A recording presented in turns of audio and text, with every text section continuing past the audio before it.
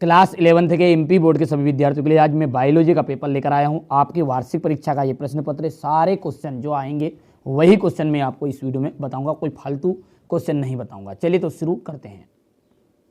कोशिका में ऑक्सी शोषण द्वारा एटीपी का निर्माण का जो मुख्य स्थान है वो कौन सा है ना? तो माइटोकॉन्ड्रिया में एटीपी का निर्माण सबसे ज़्यादा होता है। प्रथम तंतु प्रोटीनिमा आगुणित तथा मांस में पाया जाता है। कुछ पादप कोशिकाओं की कोशिका भित्ति मोटी तथा सिरों पर नुकीली होती है। स्क्लेरेन्काइमा होगी। फेफड़ों की क्रियात्मक इकाई जाएगी ब्रोंकाई। काकरोच के उत्सर्जी अंग है, तो काकरोच की जो उत्सर्जी अंग है ना वो है मेलपिगी नलिकाएं। यूथेरिनियन स्तनी होते हैं, तो जरा यूज, ठीक है भैया। इसके बाद में यहाँ से आगे बढ़ेंगे।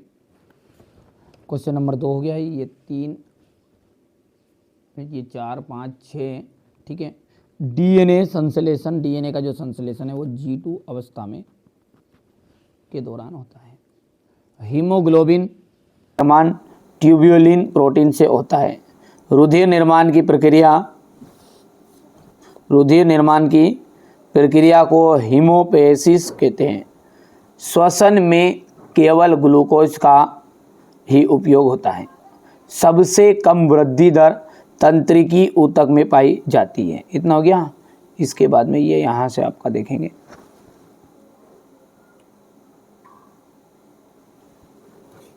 इतना हो गया क्वेश्चन नंबर 2 तक ये।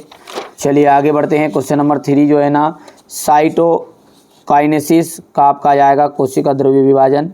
रंब स्टील का आपका जाएगा यहाँ पर हाइड्रोलाइटिक एंजाइम का संश्लेषण। जिबेरेलिन का आपका आ जाएगा यहाँ से क्वेश्चन नंबर 3 का तो हो गया ये। और रेडियोला में आपका टिनोफोरा आ जाएगा। और 5वें का आपका जाएगा कोशिका द्रव्य। इतना ठीक है। इसके बाद में अपन आगे बढ़ते हैं, ये यहाँ से देख सकते हैं, ठीक है बच्चों। कौन सा हार्मोन रुधिर में ग्लूकोज की मात्रा को निश्चित बनाए रखता है? इंसुलिन। कोशिका चक्र की किस अवस्था में कोशिका विभाजित होती है? एम अवस्था में। उस तत्व का नाम बताइए जो क्लोरोफिल के मध्य में पाया जाता है? मैग्नीशियम। एटीपी क्या है? कोशिकी ऊर्जा की मुद्रा। रका बनुमा कर्ण अस्थि कौन सी है? स्टेपीस। हो गया इतना। ये इसके बाद में आपका यहाँ से हो जाएगा इतना ये, ठीक है। और ये जाएगा आपका स्पाइरो गायरा को तालाब का रेशम क्यों कहते हैं? नोटोकार्ड की भ्रूण की मिसोर्म स्तर से बनती है। सत्य आपका रहेगा, ठीक है। इसके बाद में ये आपका रहेगा, यहाँ पर देख सकते हैं। इसके बाद क्वेश्चन नंबर 5 है ये।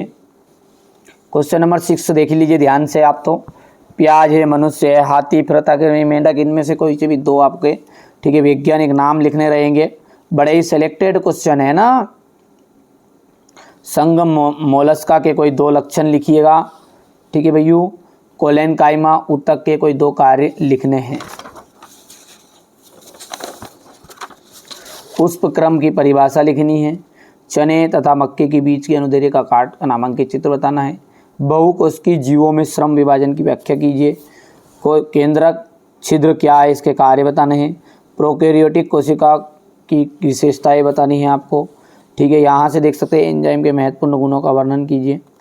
प्रोटोजोआ, यहाँ पर उत्सर्जी अंग बताने हैं। शलाका और शंकु में अंतर आपको बताने हैं।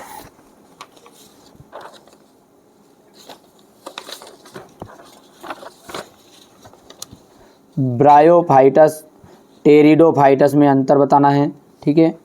यहाँ से देखिए द्विबीजपत्री और एक बीजपत्री जड़ की आंतरिक संरचना में अंतर। सरल तथा संयुक्त पत्ती में अंतर बताना है। जंतु कोशिका का नामांकित चित्र बताना है। यहाँ से क्वेश्चन नंबर 16 है आपका। श्वसन और दहन में अंतर। C3 C4 पौधों में अंतर बताना है। ग्लाइकोसिस और किण्वन में अंतर आपको बताना है, ठीक है। इसके बाद में यहाँ से आप देख सकते हैं हृदय की खड़ी का नामांकित चित्र बनाना है भैयू। ये क्वेश्चन नंबर 19 है। और ये मस्तिष्क का 4 कार्य, ये रहेगा आपका अस्थि और उपास्थि में अंतर, ठीक है बेटा। मैंने बड़ा ही सिलेक्टेड पेपर बता दिया। मॉडल पेपर है बेटा, कोई रियल पेपर नहीं है, लेकिन हाँ पेपर में जरूर क्वेश्चन आएंगे, ये मैं आपको दावा दे के साथ कह सकता हूँ, ठीक है बेटा। मैं किसी मेरे बच्चों को अफवाह में नहीं रखूँगा।